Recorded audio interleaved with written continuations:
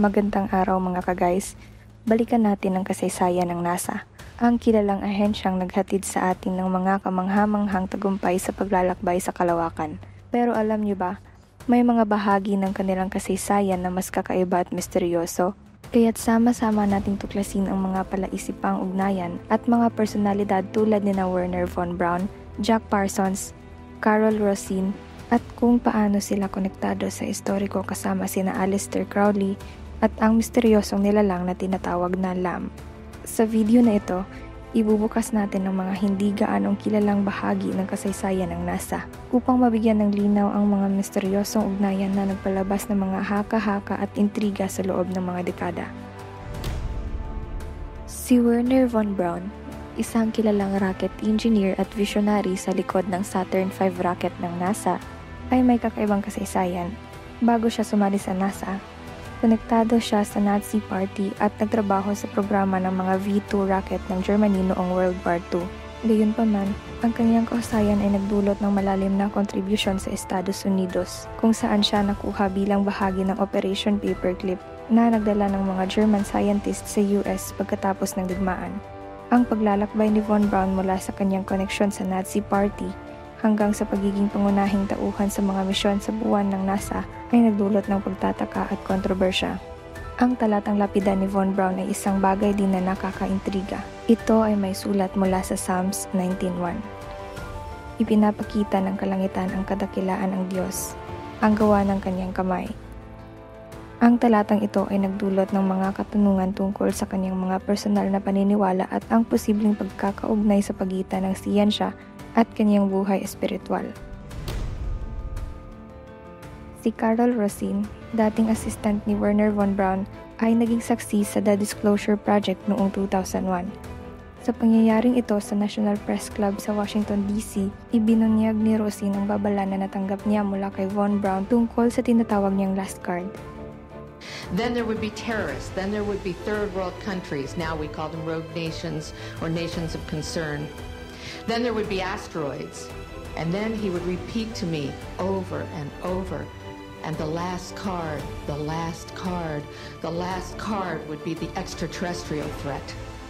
Ayon sa babalang ito, iba't ibang banta tulad ng nations of concern at mga asteroid ay bahagi lamang ng mas malalim na malaking salaysay upang manipulahin ang pangunawa ng publiko.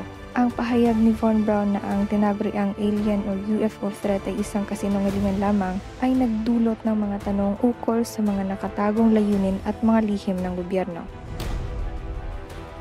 Si Jack Parsons, isang napakatalino na rocket scientist at co-founder ng Jet Propulsion Laboratory, ay may malalim na koneksyon sa okultismo, lalo na sa pamamagitan ng kanyang pakikipag-ugnayan kay Aleister Crowley, isang kontrobersyal na personalidad na kilala bilang The Great Beast at Wickedest Man in the World. Ang impluwensya ni Aleister Crowley ay lumampas sa kanyang sariling panahon dahil siya ay may mahalagang papel sa paglikha ng mga alternatibong relihiyon tulad ng Wicca, ang AA, at ang Ordo Templi Orientis. Itinatag niya ang Order of the Lima, isang semi-satanic cult na may motto na "Do what thou wilt" o gawin mo ang naisin mo. Ang koneksyon ni Crowley kay Parsons at ang kanilang ibinahaging paglahok sa pagtatrabaho ng Amalantra, isang ritual na kinasasangkutan ng sexual at seremonyal na mahika, ay nagdulot sa mga tao na isiping ito ay kakaiba o di karaniwan. Isa sa pinakakakaibang bahagi ng okultong kasaysayang ito ng okultismo ay ang koneksyon sa pagitan ni Crowley, Parsons at ang misteryosong nilalang na kilala bilang LAM. Kaunti lang ang nalalaman tungkol kay LAM maliban sa pahayag ni Crowley na ito ay mula sa ibang dimensyon. Ang nilalang ay unang nagpakita sa panahon ng Amalantra workings ni Crowley sa Central Park West, New York City. Layunin ng ritual na ito ang maglikha ng portal para sa mga katalinuhang mula sa ibang dimensyon o lugar. Isang konsepto na tumutugma sa mga kasalukuyang ideya tungkol sa pakikipag-ugnayan sa iba't ibang dimensyon. Si Kenneth Grant, isang alagad ni Crowley na ibinigay nito ang isang larawan ni LAM noong 1945, ay pinalawak ang palaisipang ito.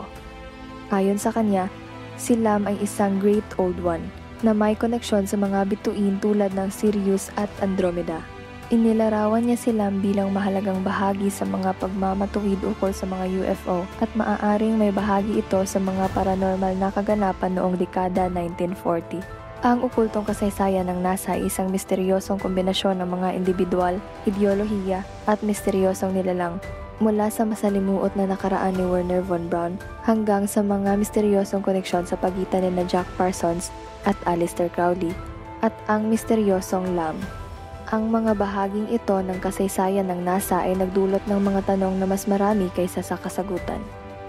Bagaman maraming pag-aalinlangan at mga duda tungkol dito, nagbibigay ito ng natatanging paraan para tingnan ang kwento ng ahensya na nagpapaalala sa atin na ang pagsasaliksik ng kalawakan ay hindi lamang isang siyentipikong gawain kundi isang kwento na may kaugnayan sa mga misteryoso at hindi maipaliwanag. Habang patuloy tayong nagsusuri ng kalawakan, nananatili ang mga nakakagulat na bahagi ng kasaysayan ng NASA na ito ay nasa ilalim pa rin ng kabuuang misteryo, naghihintay na mahulma ng mga taong may lakas ng loob na hanapin ang katotohanan. Yun lamang mga ka-guys, magandang araw sa inyong lahat at huwag kalimutang mag-subscribe sa ating channel